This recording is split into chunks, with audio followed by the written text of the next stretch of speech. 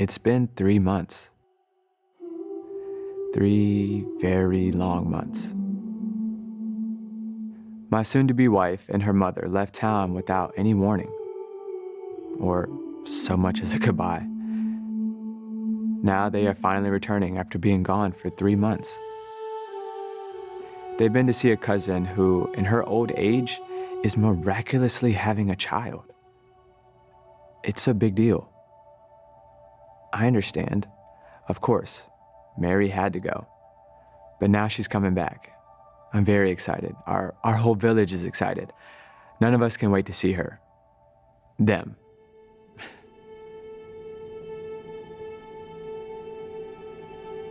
The Bible does not record any words of Joseph. However, from the scriptures, we do know this. When God asked him to do something, Joseph did it immediately and with complete faith in God.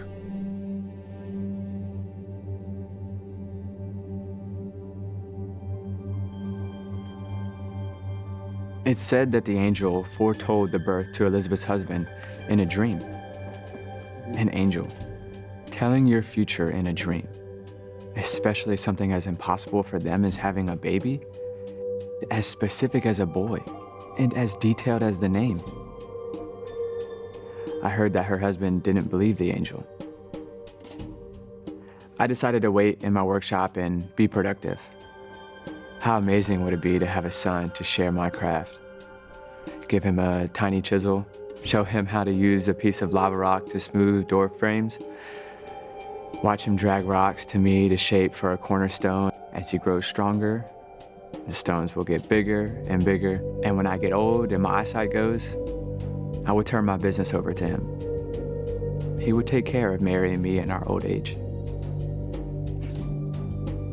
I wait and wait and wait. What's the holdup?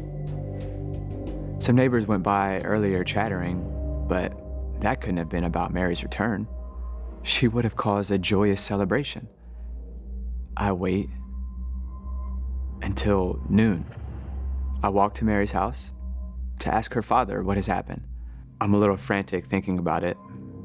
2 women traveling. The saddest man I have ever seen comes to the door. He's not surprised to see me. He just stands there.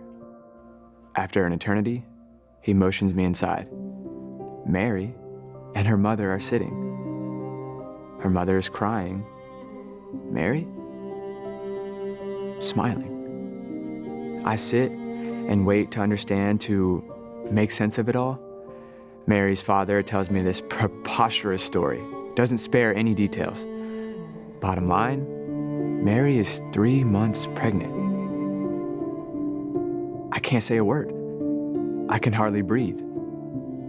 Then, of all things, Mary repeats the same story, almost word for word. But when she tells it, she's smiling. The most serene, contented smile you've ever seen. She's so beautiful, innocent, full of life. She finishes and looks at me with a look. She loves me. The future crashes into the present. Joseph, we have a son. His name is Jesus. She stands, clearly pregnant. Her child is not mine. Without a word, I stand and walk out the door. The whole village knows. Friends, neighbors watch me, pity me. They wait for me to gather them together in the twilight and admit that the child is mine. Or to ask for them to join me in stoning Mary. I review all of the laws of Moses. Was it fornication or adultery? I don't know. I don't care. I want to follow the laws in this matter as I have all of the things in my life. At the same time, I want to have mercy on Mary. No matter what has happened, I love her. I will agree with Mary's father to have an amicable, quiet divorce. The rabbi will be thrilled to have a conflict-free resolution. If I don't ask for her to be stoned to death, nobody else will either. I will move to another town and look for another wife.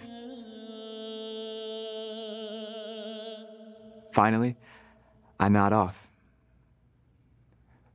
Son of David, don't be afraid to take Mary home as your wife because she has become pregnant by the Holy Spirit. An angel appears to me in a dream.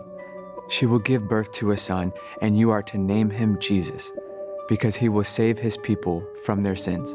I bolt out of bed, the words of the prophet Isaiah flooding my mind. The virgin will conceive and give birth to a son, and they will name him God with us. I have no fear of obeying the Lord completely and immediately. It's just before dawn. I make my way through the quiet streets of Nazareth. I'll wait outside until they wake. A light is already flickering through the cracks in the window shades. Guess they didn't sleep much last night either. Mary's father appears at the door, haggard. It looks like he's aged 10 years overnight. He's been waiting for my knock. I ask to come in. I smile. He pokes his head out the door and looks both ways, probably looking for the angry mob he was certain would be accompanying me. I waltz right by him and into the house. It's a replay of last night. Her mother sitting in disgrace. Mary smiling. I tell them my dream. Within minutes, we agree to the next course of action. Her father and I change our marriage contract so as to be completed today. I follow the angel's instructions completely. By mid-morning, we are quietly married by the rabbi. By noon, Mary has moved into my house as my wife. Few of the self-righteous people in Nazareth are disappointed that Mary is not stoned. If Mary gets away with this, what would the other women think they can get away with? But since I don't charge Mary with adultery, nobody else will either. Words are said, glances exchanged, but the scandal goes away rather quietly, at least for a while. Gossip will increase with the size of Mary's belly. By the time of the delivery, the village will be vicious. I pray and plan and save money. If only Mary and I could somehow find a reason to leave Nazareth before our son is born. But we will not do it with an attitude of fear or with disbelief in God. That would not do him honor. Honestly, I wouldn't mind if Gabriel was to come talk to me again.